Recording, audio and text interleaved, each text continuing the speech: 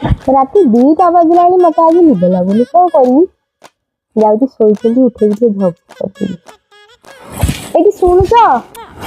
ହଁ ଗୋଟେ କଥା ପଚାରିଥାନ୍ତି ମୁଁ କଣ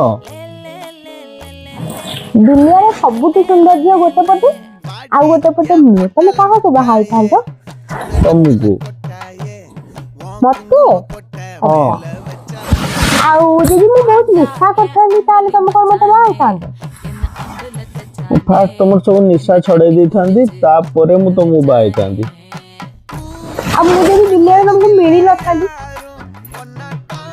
ମୁଁ ଫାଷ୍ଟ ତମକୁ ଖୋଜିଥାନ୍ତି ତାପରେ ତମକୁ ପାଇସାରିଲା ପରେ ତମକୁ ବାହା ହେଇଥାନ୍ତି ମୁଁ ଯଦି ଜନ୍ମ ହିଁ ହେଇନଥାନ୍ତି କଣ କରିଥାନ୍ତ ଜନ୍ମ ନ ହେଇଥିଲେ ମୁଁ ଫାଷ୍ଟ ଭଗବାନଙ୍କୁ ଡାକିଥାନ୍ତି ତମକୁ ଜନ୍ମ କରିଥାନ୍ତେ ତାପରେ ତମକୁ ହିଁ ବାହା ହେଇଥାନ୍ତି ଶୁଣ ରାତି 2ଟା ବେଳକୁ ଯୋଉ ତମେ ଝଗଡା ଲାଗିବାର ବାହାନା କରୁଛ ନା ସେଟା ଯେତେ ଲାଗିଲେ ବି ମୁଁ ଲାଗିବିନି ଚୁପ୍ ହେଇକି ଶୋଇପଡ